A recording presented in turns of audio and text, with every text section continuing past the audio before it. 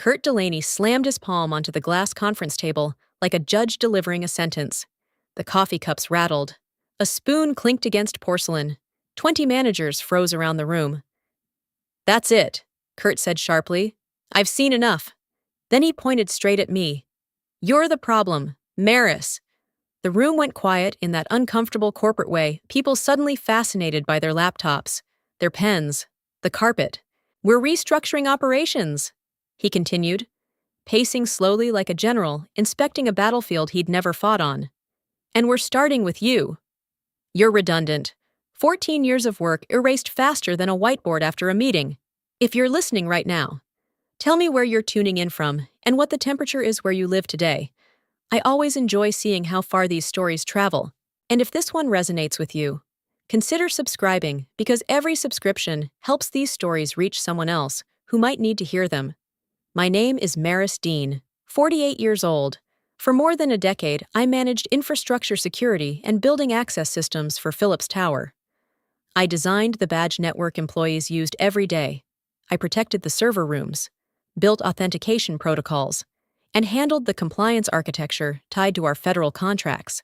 Most people in that room had never noticed any of it. Security systems are like oxygen. No one thinks about them until they disappear. Kurt folded his arms, satisfied, like a man who had just decluttered a closet. "This company needs modernization," he said. "Not legacy roles." I didn't argue. Instead, I reached into my pocket and placed the master keys on the glass table between us. Metal touched glass with a soft, harmless sound. Kurt glanced down and smirked. "Good. Finally, cleaning house." A few managers chuckled nervously. What none of them understood was that those weren't ordinary keys. They were the hardware authentication keys connected to the building's entire security system. As I stepped into the elevator, one quiet thought followed me down. Kurt Delaney had just fired the only person who actually knew how this building worked. The next part of this story includes a few fictional elements and uses AI tools to help shape the message and deepen the emotional experience. If something in it resonates with you, I'm truly grateful you're here listening. And if it doesn't, that's perfectly okay too. I still wish you a peaceful evening and a good night's rest. I sat in my car in the dim parking garage, the engine off, the silence thicker than the concrete pillars around me. I didn't cry. I just sat there, staring at the dashboard while the meeting replayed in my head like a security tape no one had bothered to erase. 14 years is a strange thing to compress into a few quiet minutes. I remembered the night our servers were nearly wiped out by ransomware. When I stayed awake for 30 straight hours, isolating infected nodes while the rest of the building slept. I remembered the winter storm that nearly shut down the backup generators and the weekend I spent rewiring the system so the data center wouldn't collapse. There were nights when the office couch became my bed and cold vending machine coffee my dinner. Kurt Delaney had never seen any of that.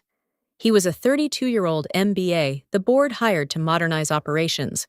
In his first month, he fired our senior IT director, replaced the security staff with outside consultants, and cut the maintenance budget like it was trimming a hedge. During one executive meeting, he summed me up in a single line. "She's legacy infrastructure thinking." What Kurt didn't understand was how the systems actually worked. The badge network, HVAC controls, security cameras, and server room access all ran through the same authentication architecture, and the root administrative credential still pointed to me. Not because I wanted control, because federal compliance rules required one designated custodian. I looked down at the authentication token in my hand.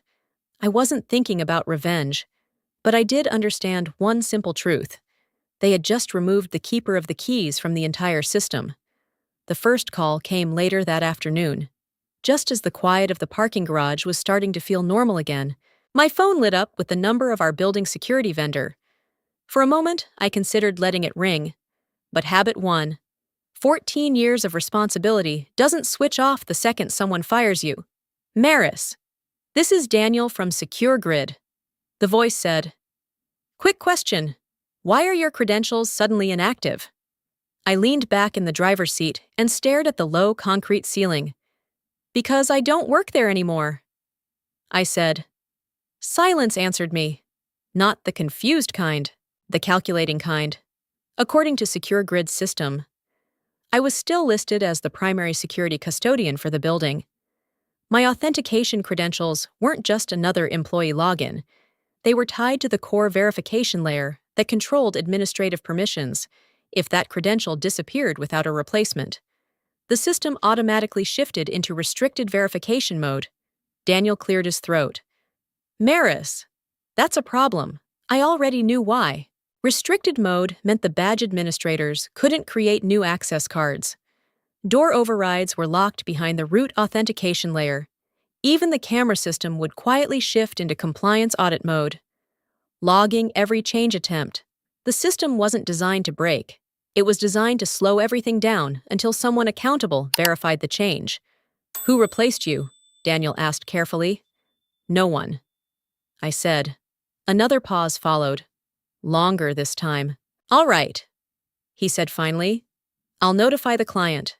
30 minutes later, Secure Grid sent a compliance alert to Phillips Tower explaining that the system had entered restricted verification status due to the loss of its registered custodian. The message was automatically forwarded to the new IT department Kurt had assembled, a team of outside consultants who had taken control of the infrastructure that very morning. Consultants who had never seen the original system architecture. I turned off my phone and set it on the passenger seat. The first domino had just tipped, and the rest of the system was already starting to lean. Tuesday morning began with a call that pulled me out of the uneasy quiet I had carried home the night before. It was Amy from reception, her voice tight with confusion. Maris, something's wrong. I glanced at the clock on my kitchen wall. 8:00 a.m. What's going on? I asked. No one can get into the building. Outside Phillips Tower, nearly 280 employees were gathered on the sidewalk, like commuters locked out of a train station. People kept pressing their badges against the readers beside the glass doors. Each attempt ended the same way. A sharp red beep, then another, and another. Amy told me the lobby cameras showed managers pacing, employees checking their watches, and security guards repeatedly scanning their cards with identical results. The badge system wasn't recognizing anyone. In the parking lot, Kurt Delaney stood near the entrance with his phone pressed to his ear, speaking to the new IT consultants he had hired. One of them finally answered through speakerphone. The authentication server isn't verifying credentials. The explanation was simple, even if Kurt didn't understand it yet, to reset the access hierarchy. The system required the root authentication credential, the one registered under my name. Without that credential, the badge network treated every administrative command as unverified, and since my account had been terminated the previous day, the credential was no longer active. Amy told me Kurt's frustration grew louder with every passing minute. Then bypass it, he demanded. That's not possible. The consultant replied. The system is designed to prevent unauthorized overrides. Around mid-morning, someone suggested calling a locksmith. According to Amy, the locksmith took one look at the badge reader panel and shook his head. These aren't mechanical locks, he said. This is a secure electronic access system. Eventually, the security vendor drove over with a portable override unit. At 1:40 p.m., the doors finally opened. The emergency service alone cost the company $12,000.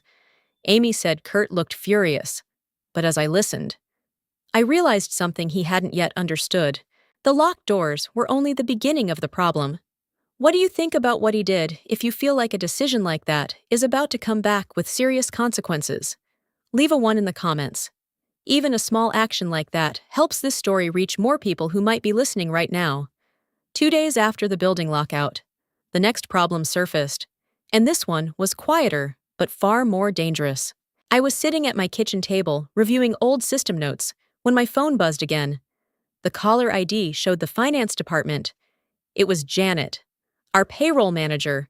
Her voice sounded tight, the way people sound when they know something is wrong, but don't yet understand how serious it might be. Maris, I know you don't work here anymore, she said carefully. But payroll just rejected our authorization run. I closed my notebook slowly. That's not a good sign. Phillips Tower used a dual authorization payroll system. Every payroll batch required two verified approvals before the bank would release funds. The first authorization came from the CFO, confirming the payment amount. The second came from the compliance custodian, verifying that the transaction met federal contractor regulations. For the past 14 years, that second signature had been mine. Janet continued speaking, her anxiety growing. The system says the compliance verification is missing. Kurt told us to override it, but the processor won't accept it. I rubbed my forehead, already knowing the answer. You can't override it, I said quietly.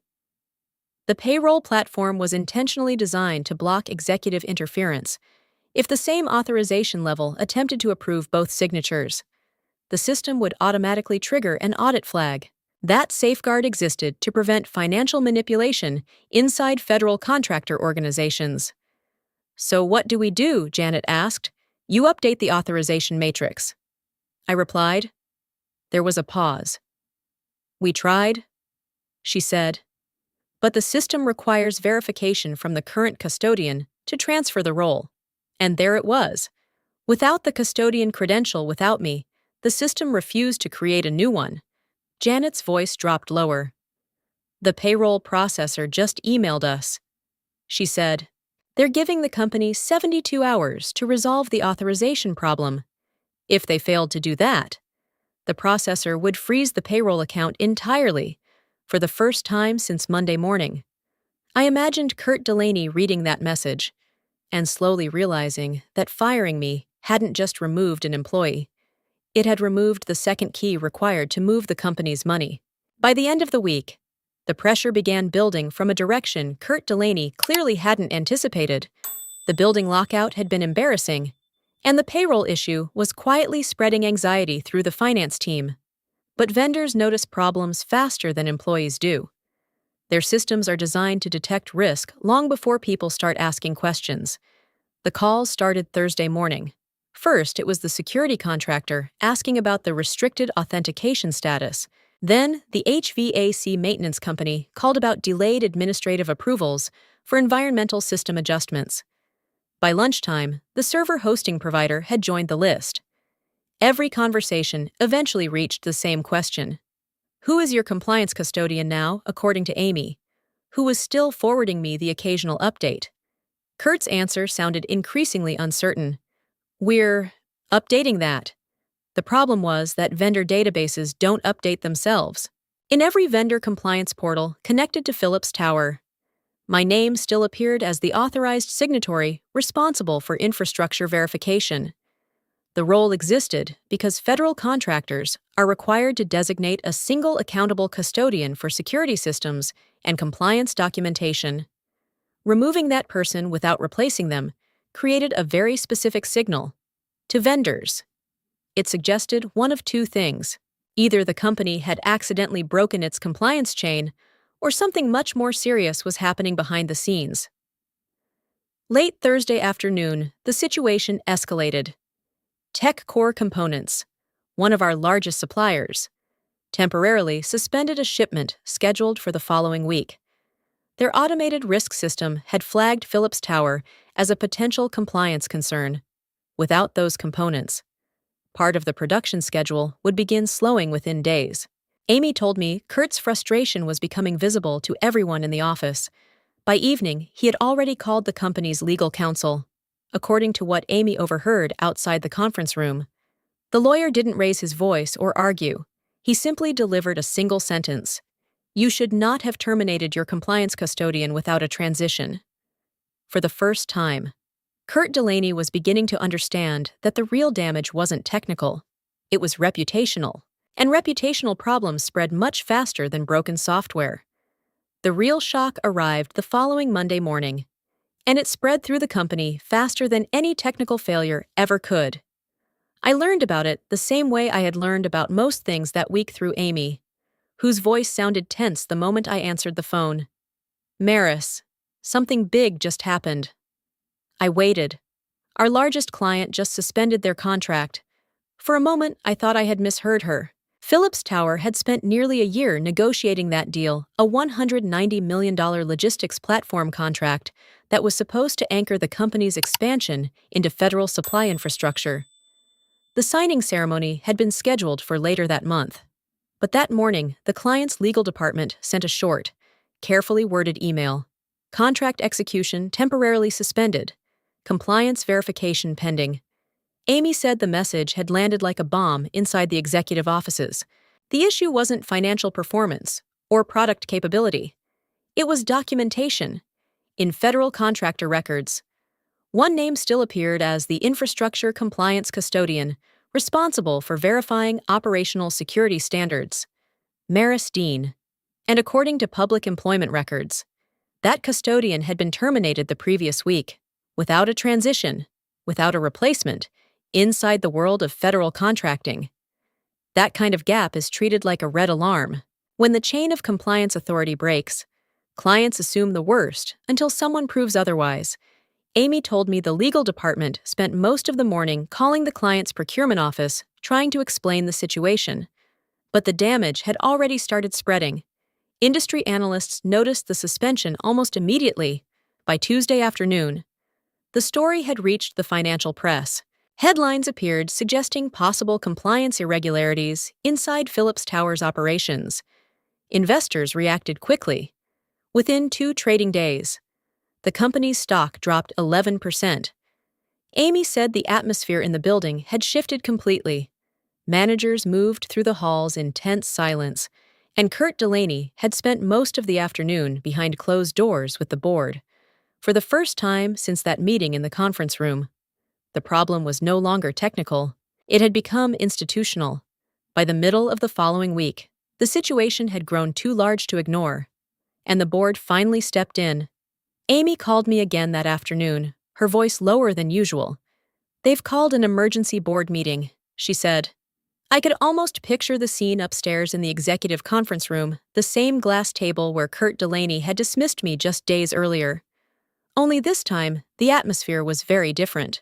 According to Amy, the board members had arrived early, and none of them looked pleased. Tried to take control of the meeting immediately. "It's a temporary operational issue," he told them. "We're already resolving it." But the company's general counsel spoke next, and his tone carried the calm weight of someone presenting facts rather than excuses. He began listing the problems one by one. First, the compliance verification system had been disrupted because the registered custodian credentials were inactive. Second, several vendors had suspended services or shipments until the company could confirm its operational authority. Third, the company's largest client had paused a $190 million contract, pending verification of federal compliance procedures. Each sentence landed heavier than the one before it. Then the general counsel summarized the entire situation in a single line. "All of these issues trace back to one event," he said. He paused briefly before continuing. "The termination of Maris Dean." Amy told me the room fell silent after that. For the first time, the board members began asking questions apparently hadn't anticipated. One director leaned forward. "Did anyone transfer her authority?" Another member asked whether a replacement custodian had been registered with the federal compliance system. Tried to answer, but his explanations sounded increasingly uncertain. According to Amy, the general counsel quietly repeated the question. Was her authority formally transferred? No one spoke, not not the consultants, not the IT department, just silence spreading across the table.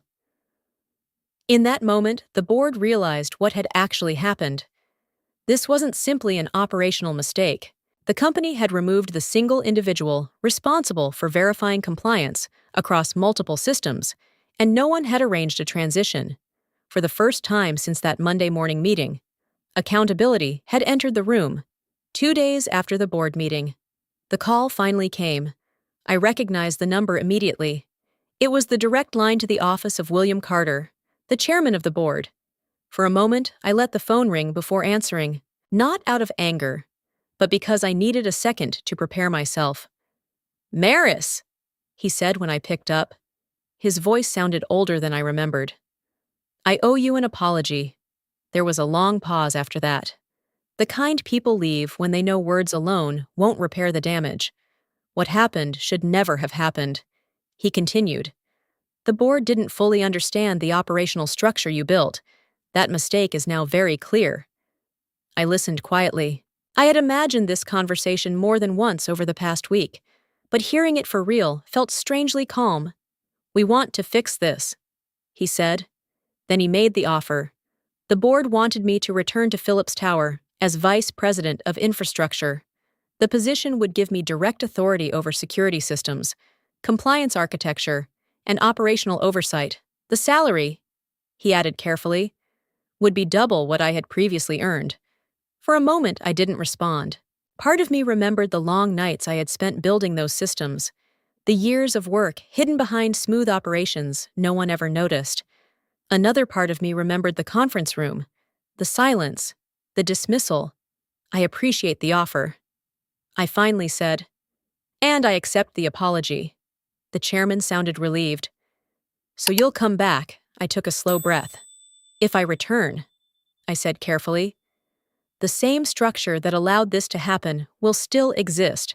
The board could replace Kurt. They could rewrite policies. But none of that would change a deeper truth I had already learned. My value can't depend on someone else's impulsive decision. I thanked him again. Then I politely declined the offer. 3 months later, my life looked very different. Instead of returning to Phillips Tower, I opened a small firm called Dean Infrastructure Consulting. At first, it was just a quiet office, a laptop, and the professional relationships I had built over 14 years. I wasn't trying to prove anything. I simply knew the work better than most people in the industry. My first client arrived sooner than expected. A regional logistics company had discovered gaps in its compliance structure. Problems very similar to the ones that had recently surfaced at Phillips Tower. I helped them rebuild their authentication protocols and regulatory documentation. Word spread quickly, within weeks. 3 defense contractors hired me to review their infrastructure compliance systems. Shortly after that, 2 fintech companies asked for security architecture audits. The schedule filled faster than I had planned. Then, one afternoon, my assistant stepped into the office with a hesitant expression. Phillips Tower called. She said, "They're asking if you can help them stabilize their systems." I looked out the window toward the skyline. From my office, I could still see the glass tower where everything had started. For a moment, I thought about that conference room. Then I smiled. Tell them I'm booked for the next 6 months.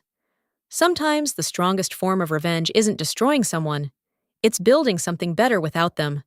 What stayed with me after everything wasn't the moment I was fired.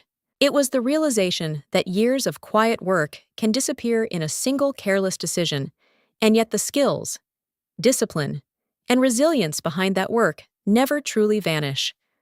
Losing a position doesn't erase the value you've built. Sometimes it simply pushes you to build it somewhere else. I often wonder what you would have done in that situation. Would you have tried to prove your worth to the same people? Or stepped away and started something new? There's no perfect answer. But moments like that force us to discover how much strength we actually carry. By the way, where are you listening from today? It's always fascinating to see how far these stories travel and the different lives they reach. If this story made you think or reminded you of something in your own life, consider subscribing to the channel. Leaving a comment, liking, or sharing the video might feel small, but those simple actions help these stories reach someone else who might need to hear them. Sometimes a single story can change the way a person sees their next step, and your support helps that happen. This story was fully created and produced by our team. We do not copy or borrow content from any other channel. Thank you for staying with us and listening until the end.